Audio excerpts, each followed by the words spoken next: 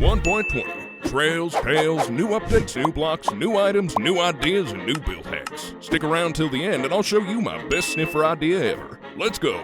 I saw the calibrated skunk sensor and it immediately made me think of some science experiment that I'd be way too daft to understand. Nevertheless, I thought it would be really cool to have a build that makes it seem like you know exactly what you're doing with that skunk. First, I wanted to probe the thing, because that's what science is all about, right?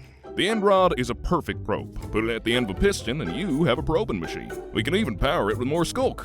Look at it probing away. Still feels like it's missing something though. It definitely needs some mechanism that shows the combining of the amethyst and the skunk. This simple minecart and amethyst crystal setup shows it perfectly and adds even more movement to the contraption. This whole machine does kind of trigger itself once it gets going, but it will eventually stop. Put it in your laboratory and live out your dreams of being an evil scientist. Oh, jeez. You can use the calibrated skulk sensor for redstone builds where you want to listen to specific sounds. Different sounds in the game power the skulk sensors differently. Calibrating it allows you to filter these sounds so that the sensor only reacts to specific sounds. You calibrate it by sending a redstone signal into the slightly extra amethysty side. Speaking of redstone, later in the video I'll show you how to make the world's coolest doorbell. This is not just something I'm saying either, it's an actual fact. But first, let me tell you, the Camel is a great new mob. There's absolutely no way I wasn't going to come up with a build idea around this tall creature. Here's the result. I found a way to fix it elegantly, in front of a carriage with chains. As for the carriage, I color matched it a bit with the Camel, and tried to use bamboo blocks in the decorated pots. There's even a little seat for the driver in case sitting on the Camel gets too hot. You can use the string to keep up the carpet that blocks the sun. The build does look a bit weird when the Camel decides to sit down, though. Let me know in the comments if you find a way to stop it from doing that. 2 players can ride a camel, and most mobs won't be able to reach you, so you're pretty safe. And if that wasn't enough, you can even use the camel to dash forward up to 12 blocks. Unless you've chained it to a pot cart, I guess. Quick one, you can actually make decorated pots useful by adding a regular flower pot on top. It doesn't look weird at all either. Mojang definitely thought about this. And of course, you can decorate the pots with all sorts of images using the pottery sherds. Notice how the cherry sapling looks like a little bonsai tree? That made it my favorite sapling right away. The second I saw it, I knew I wanted to build a full-size bonsai-like cherry tree. The naturally generating cherry trees don't really do the sapling justice. After getting the trunk to wind beautifully upwards, I give it 3 separate and distinctly shaped bunches of leaves. The result is a charming looking tree, but we're not done yet. Add grass and pink petals to the ground. The cherry leaf particles that start to appear finish the look. It's Japanese feeling perfection when built on top of a hill at sunset. The new cherry and bamboo wood types allow for some new furniture sets too. Here are a few chair ideas. The bamboo wood type even goes well with the scaffolding block, which allows for this unique chair design. The rest of my designs can be done in both cherry and bamboo variations. This one gives you a bit of privacy. Real cozy. Of course, once you have the chairs, it's only natural to want to build some tables. Here are my go-to tables in the cherry and bamboo variations. This one is my favorite. This table looks nice, but you can't really place stuff on top. Now, I know you're waiting for the sniffer idea, but we've got other stuff to go through first. One of the best things to come out of the 1.20 update is the hanging sign. This thing is so versatile, and I'll definitely be using it for all sorts of build ideas in the future. Got a few already for this video, and here's the first one. If you place them one after another, they can be used as a unique and oftentimes better looking fence. Here I'm using it as the railing on a balcony. And the best thing is, they come in all the wood variations, so they fit into so many different builds and color palettes. Have you noticed how boring our house is despite having a beautiful balcony?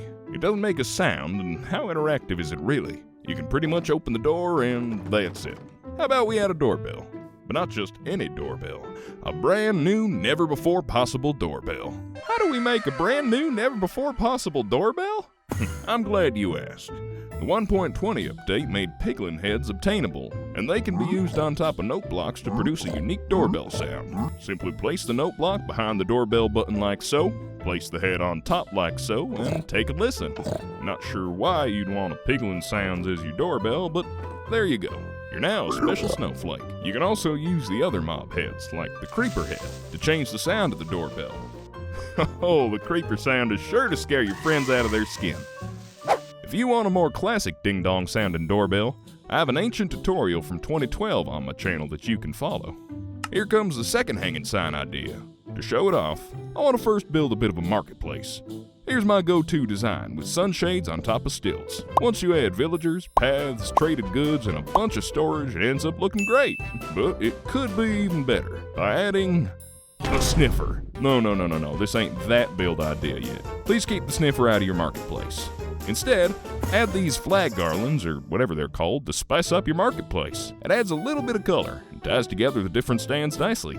You can use this idea in all sorts of builds. Versatile. You can create a secret passageway using the new chiseled bookshelf and some simple redstone. The bookshelf will give off different redstone signals depending on which shelf slot was last interacted with. We can use this to trigger hidden pistons that reveal the passageway to our treasure room. Oh wow, look at what we have in here. If you have a bunch of chiseled bookshelves in your little home library, none of your friends will ever find your little secret. It's only the book in the bottom right that opens the door. I've done something similar with the lectern in the past, but in some ways, this is even better. Oh, and I'm not done with the hanging sign. You can use it as a quick and easy parrot perch for your pet sniffer. Parrot. It doesn't take up much space, but makes more sense than just having your pet sit on your bed or floor or whatever else the little bugger wants to go to. Did you know that you originally fed parrots cookies? This gave cookies a use, but the feature received backlash as chocolate cookies would actually be toxic to parrots in real life. It was probably a bad idea to have it in the game, as players might try to feed their real pet parrots with chocolate cookies. So, the parrot was changed to now only eat seeds. If you own a parrot, you might be a bit of a pirate.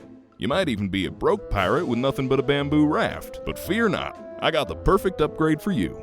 The bigger bamboo raft. I tried giving it a similar look to the actual raft with the subtle green colors.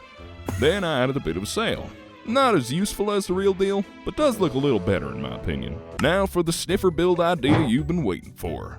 It's the first thing I'd want to build. A habitat for my pet sniffer. The sniffer is an ancient mob that likes to dig in moss, grass, and mud. It's also really good at finding ancient seeds.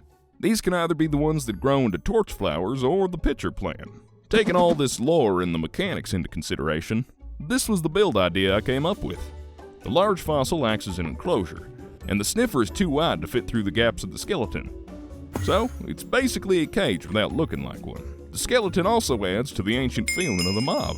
I've chosen some of the block types that sniffers like as ground, doing my best to blend them together nicely. Decorating the place with some bushes, grass, ferns, and of course torch flower and pitcher plants make the whole space look real pretty. You can also add some decorated pots. These feel pretty ancient to me as well, and they add a bit of extra detail. Oh, look how happy he is.